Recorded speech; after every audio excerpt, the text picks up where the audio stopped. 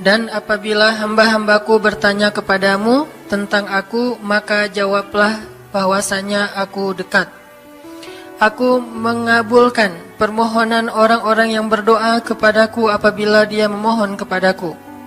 Maka hendaklah mereka memenuhi segala seruanku dan hendaklah mereka beriman kepadaku agar mereka selalu berada dalam kebenaran. Shadaqallahul azim. Teman-teman yang dirahmati Allah Subhanahu wa taala, ayat ini adalah ayat, kalau kita kasih judul ayat ini tuh janji Allah kepada orang yang berdoa. Janji Allah kepada orang yang berdoa. Makanya doa itu benar-benar senjata orang mukmin, melebihi senjata apapun yang dimiliki oleh seseorang. Paling dahsyat itu kalau punya doa. Jadi kalau orang yakin kepada Allah, maka dan keyakinan dia kepada Allah lebih besar daripada keyakinan dia kepada apapun, maka selama dia masih bisa berdoa kepada Allah, dia tenang. Ada masalah dikit, oh ilahi. Ada masalah dikit, ilahi. Ada masalah dikit, Rabbi. Terus saja. Ada masalah sepele apapun, minta ke Allah. Ada masalah apapun, minta ke Allah. Dan kata Nabi, janganlah kalian menjadi lemah dalam berdoa, karena sesungguhnya tidak akan binasa seseorang selama dia masih berdoa kepada Allah. Itu hadis Nabi dari Aisyah. Janganlah kalian menjadi lemah dalam berdoa, artinya jadi pundung, jadi putus asa dalam berdoa, karena tidak akan binasa seseorang selama dia masih berdoa kepada Allah Subhanahu wa taala. Jadi kalau kita masih terus mengharap dan meminta kepada Allah, kita nggak akan binasa, kita nggak akan kalah, kita nggak akan rugi. Dan kata para ulama, segala sesuatu di dunia ini akan pergi dan tidak kembali. Ini clue penting nih, bisa dicatat. Segala sesuatu di dunia ini akan pergi dan tidak akan kembali kecuali doa. Dia pergi dan dia pasti akan kembali. Segala sesuatu kalau udah pergi di dunia ini nggak akan kembali lagi. Kalau pergi di sini maksudnya pergi kepada Allah. Tapi kalau doa pergi ke Allah, dia pasti akan balik lagi kepada yang meminta. Satu-satunya yang pergi ke Allah dan kembali di dunia ini hanyalah doa. Makanya ayat ini kalau kita kasih judul adalah janji Allah kepada hambanya yang berdoa. Allah berjanji, apa kata Allah? Inni qaribun. Aku itu dekat. Maksudnya gak mungkin aku gak dengar doa kalian. Begitu kita berdoa, kita pikir, Allah dengar gak ya? Jangan-jangan kok doa saya belum diijabah, kayaknya Allah gak dengar yang kemarin, saya harus keraskan lagi suara saya. Enggak, ini qarib, arti ini qarib, aku itu dengar banget apa yang kamu ucapkan. Gak usah diucapkan, di dalam hati aja Allah udah dengar. Siapa yang pernah berdoa di dalam hati terus langsung Allah ijabah? Rasulullah. Coba teman-teman buka awal juz kedua. Ayat surat Al-Baqarah ayat 144. Itu gara-gara Nabi ada harapan di dalam hati tapi gak berani ngomong gitu ke Allah. Cuma dipendam di dalam hati doang. Tapi langsung diijabah oleh Allah. Ayat surat Al-Baqarah ayat 144. Allah berfirman, Qad nara taqalluba wajhika fis samaa فلنولينك قبلة ترضاها فول وجهك شطر المسجد الحرام وحيث ما كنتم فولوا وجوهكم شطره وإن الذين أوتوا الكتاب ليعلمون أنه الحق من ربهم وما الله بغافل عما يعملون. Jadi ceritanya orang Yahudi suka menghina kaum muslimin gara-gara orang Islam kalau sholat waktu itu masih menghadap ke Al-Aqsa, Palestina. Jadi kata orang Yahudi itu, lihat orang Islam mah fake, suka niru. Kita sholat menghadap Al-Aqsa, mereka sholat menghadap Al-Aqsa. Berarti agama mereka itu adalah agama yang meniru agama kita, nggak original.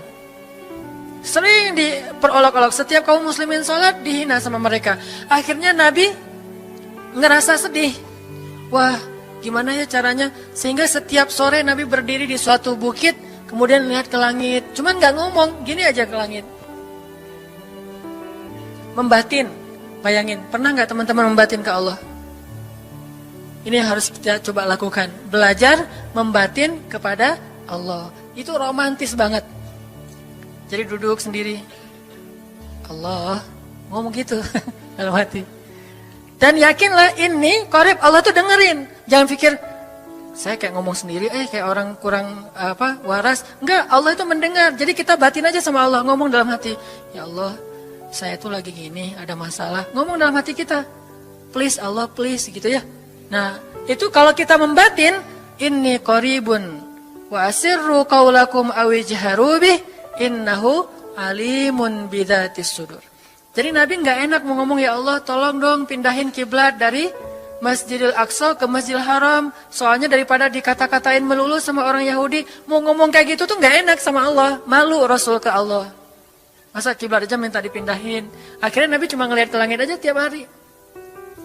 Udah selesai, pulang. Besok lihat lagi ke langit.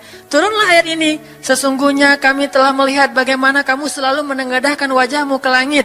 Maka kami palingkan kiblat ke arah yang kamu sukai. Coba lihat.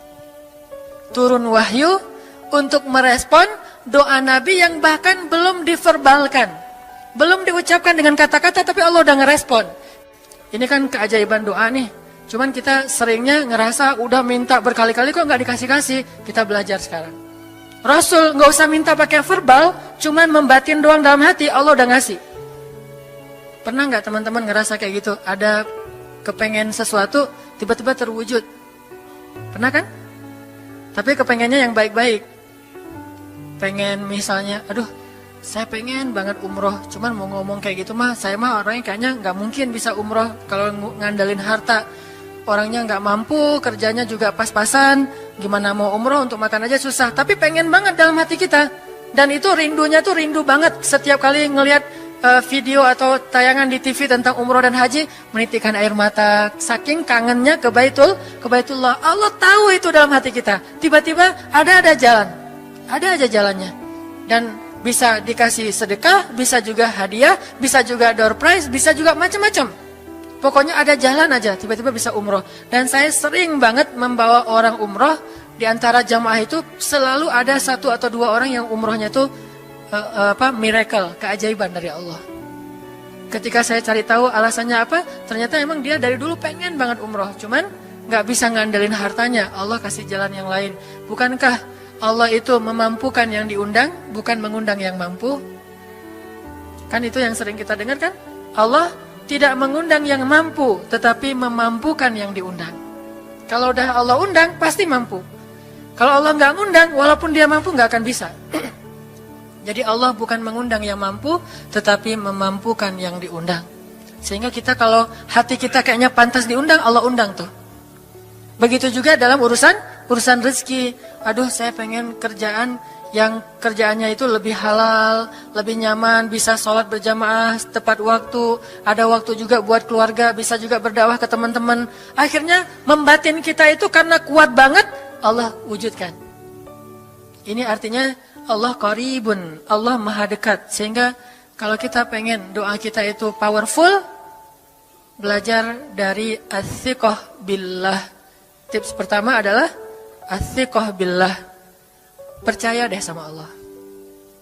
Percaya sama Allah. Jangan berdoa dengan ragu-ragu. Kayak kita datang kepada seseorang untuk minjem duit, tapi kita ragu. Dia nih kayaknya orangnya susah kalau dipinjemin. Kalau minta dipinjemin gitu. Ini saya lagi ada masalah dikit nih. Boleh minta bantu nggak? Apa? Gimana ya ngomongnya? Susah ngomongnya tuh ragu-ragu gitu kan ya. Akhirnya kita ngomongnya tuh nggak enak, nggak nyaman, membuat dia juga ngasih ke kita juga ragu-ragu. Akhirnya nggak nyaman tuh hubungan kita sama dia. Tapi kalau kita yakin banget sama dia orangnya baik, kalaupun dia nggak ngasih dengan cara yang kita minta, kita yakin bahwa dia tuh pasti akan nolong kita. Sehingga kita akan curhat masalah kita itu dengan tulus. Bahwa kita punya masalah kayak gini-gini, bukannya kita mau minta-minta, cuman Sifat dari manusia itu saling tolong menolong. Kita beritahu masalah kita dan kita yakin dia pasti akan nolong kita. Kalau nggak bisa ngasih duit, dia akan minta tolong kepada orang lain yang mungkin bisa membantu kita. Dia akan ngasih link. Dia akan memediasikan kita. Oh, aduh maaf ya, saya juga lagi sekarang lagi butuh uang. Ini lagi nabung-nabung juga, sama kita mah lagi sama-sama pengen hijrah status. Cuman nih saya kenal ada temen nih yang dia alhamdulillah orangnya tuh suka banget bantu orang lain. Mungkin saya bisa merekomendasikan, saya bisa bantu kamu, ayo kita jalan bareng, ngomong sama temennya. Pokoknya kita yakin dia bisa nolong. Nah kalau kita yakin, percaya sama Allah, Allah itu nggak butuh perantara.